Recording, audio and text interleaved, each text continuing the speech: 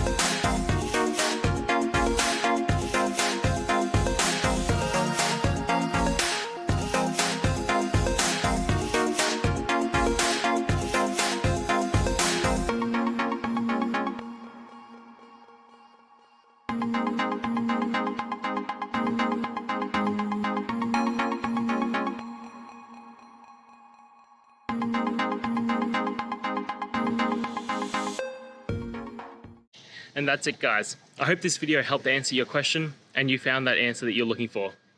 Now, please hit subscribe if it helped. I really appreciate it.